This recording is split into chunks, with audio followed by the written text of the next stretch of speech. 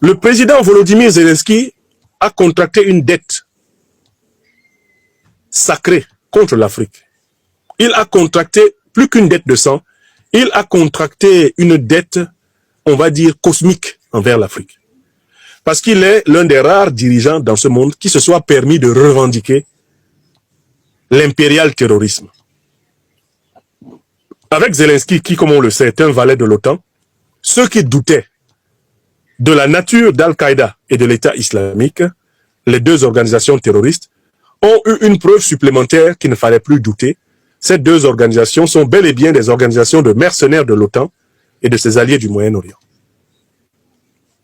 Mais ce que Zelensky n'a pas vu, c'est qu'à partir du moment où il assume publiquement d'être un ennemi et d'avoir tué des Africains qui ne lui ont rien fait, d'avoir tué des soldats maliens qui ne sont jamais venus attaquer l'Ukraine, d'avoir tué des soldats maliens qui ne sont jamais venus combattre les Ukrainiens, d'avoir tué des Africains dont aucun État n'a décidé de se rendre en Ukraine pour combattre l'Ukraine, à partir de cet instant, Zelensky contractait, disais-je, une dette cosmique. Et il s'exposait à une loi qui est hyper opérationnelle en faveur de l'Afrique en ce 21e siècle, une loi que vous connaissez très bien, dont je vous parle souvent, c'est la loi d'action-réaction. Alors, les réactions sur Zelensky, elles arrivent en série. Premièrement, il est en train de perdre la guerre. De l'avis même des grands propagandistes braillards de LCI, qui étaient ses fanatiques, il est en train de perdre la guerre. D'autres disent même qu'il l'a déjà perdue. Il est juste question de savoir sous quelle forme sa défaite va se formuler. Il est en train de perdre la guerre, mais il a aussi perdu tout contact avec le peuple ukrainien, qui ne veut plus combattre. Les images qui nous viennent d'Ukraine montrent que l'armée doit littéralement se saisir des jeunes gens, se saisir des hommes contre leur gré, pour les amener servir de viande hachée sur le front. Donc, il y a une rupture entre le peuple ukrainien et Zelensky. Mais c'est pas fini. Il y a même une rupture morale entre le peuple ukrainien et lui, puisque ses plus proches collaborateurs, et hier, son propre directeur de cabinet, son chef de cabinet, a été épinglé dans une immense affaire de corruption qui ne peut pas ne pas concerner Volodymyr Zelensky lui-même.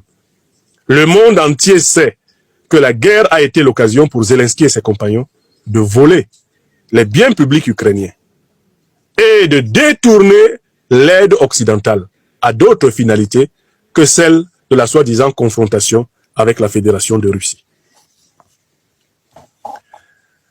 Dans ces conditions, Zelensky s'expose à une quatrième tragédie.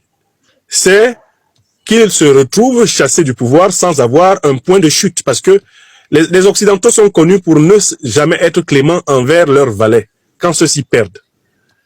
Voyez comment ils ont traité les dictateurs africains qui étaient leurs valets. On a refusé à Mobutu d'être hospitalisé en France. Mobutu est mort au Maroc.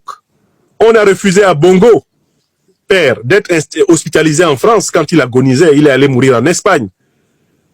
N'est-ce pas?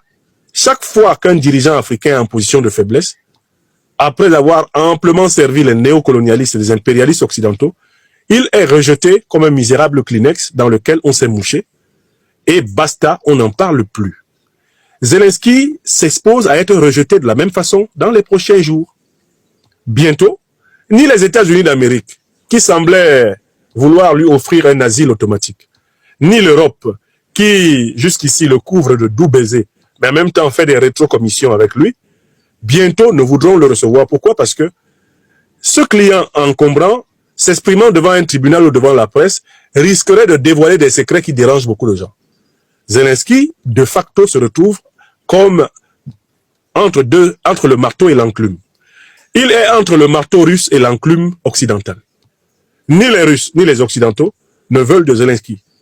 Et l'Afrique que Zelensky a agressée délibérément, eh bien, observe la réalisation rapide de la justice cosmique.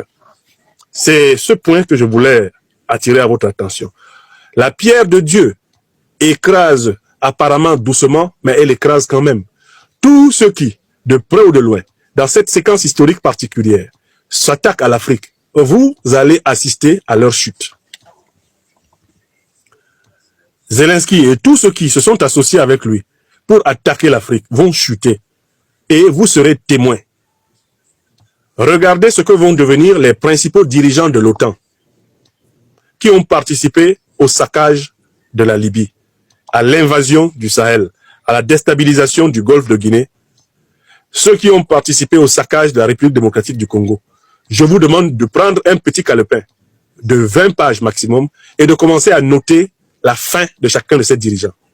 La fin de Sarkozy, la fin d'Obama, la fin de Hillary Clinton, la fin de David Cameron, la fin de Tony Blair. Regardez bien comment ils finissent. La fin de Macron, vous allez voir la fin de Hollande. Tous ceux qui de près ou de loin ont participé à l'agression contre l'Afrique, ouvertement ou pas ouvertement, je vous en conjure, ils finiront, eh bien, catastrophiquement leur carrière politique. La loi d'action-réaction a atteint une vitesse de croisière. Je dis qu'elle a atteint la vitesse de croisière, la loi d'action-réaction. Faites attention à cette loi. Il faut la prendre au sérieux.